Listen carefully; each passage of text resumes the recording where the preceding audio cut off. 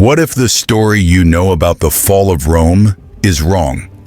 Before we uncover the incredible truth about an empire that survived for 1,000 years, longer than you were told, make sure to subscribe and ring the notification bell so you never miss another journey into the hidden corners of history. Prepare to be amazed by the true saga of the Roman Empire. Conventional history books often tell us that the Roman Empire collapsed in the 5th century CE. This, however, would have been astonishing news to the millions who considered themselves Roman well into the Middle Ages. This enduring medieval Roman Empire, which modern historians call the Byzantine Empire, actually began its distinct journey in 330 CE. This was the year that Constantine the Great, the first Christian emperor, relocated the capital of the Roman Empire to a new city he founded on the ancient Greek site of Byzantium, naming it Constantinople. While Rome was sacked by the Visigoths in 410 and the western provinces fell to various groups, Constantine's great eastern capital stood strong as the heart of Roman power. For the next 11 centuries, a continuous line of Roman emperors reigned from this magnificent city. This unbroken link to the classical Roman past gave the Byzantine Empire a significant edge in technology and art over its neighbors, whom the Byzantines often regarded as barbarians. In the 9th century, visitors were left speechless by the stunning stone arches and domes of the imperial palace in Constantinople. Flanking the emperor's throne were 2 golden lions, ingeniously crafted to roar with the help of a hidden organ as guests prostrated themselves. Nearby, a golden tree was adorned with golden birds that would burst into song. In a display of incredible ingenuity, medieval Roman engineers even utilized hydraulic systems to lift the imperial throne high into the air, astounding all who witnessed it. The heritage of ancient Rome was also evident in the emperor's attire, which ranged from traditional military uniforms to togas, and in the legal system, which continued to uphold Roman law.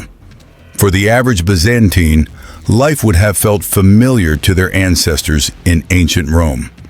Many were farmers or skilled artisans specializing in trades like ceramics, leatherworking, fishing and weaving, or even the prized production of silk. However, the Byzantine Empire was far more than a mere continuation of ancient Rome.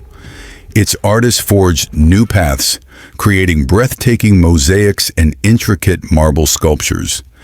Byzantine architects built countless churches, including the legendary Hagia Sophia, whose dome was so immense it was said to hang from heaven by a golden chain. The empire was also a beacon of intellectual thought, home to brilliant minds like Anna Komnene.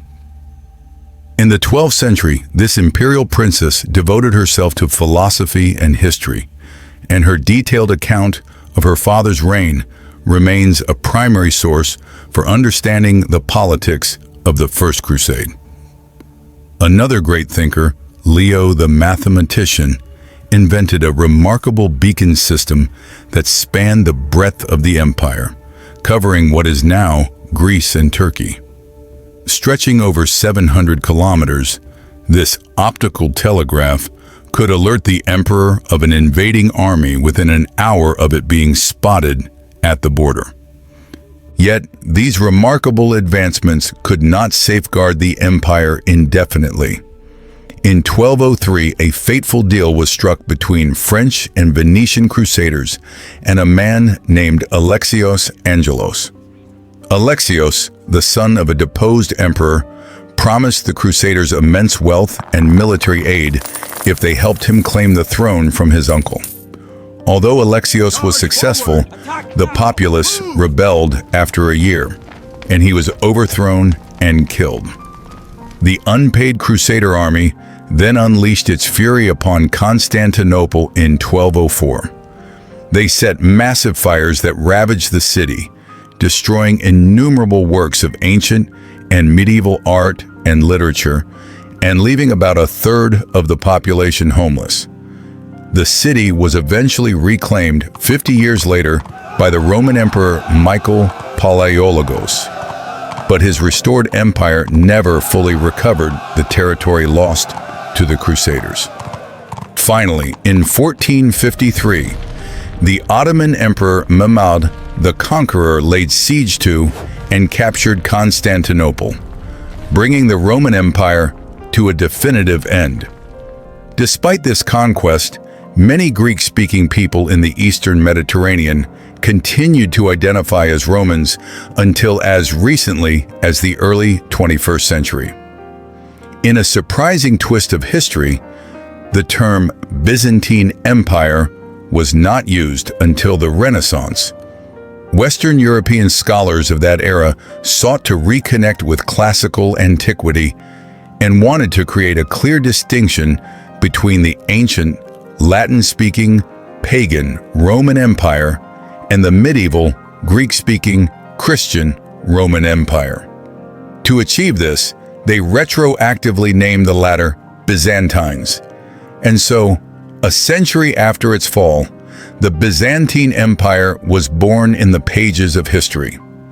Now that you know the true story of the enduring Roman Empire, help us share it by hitting that like button.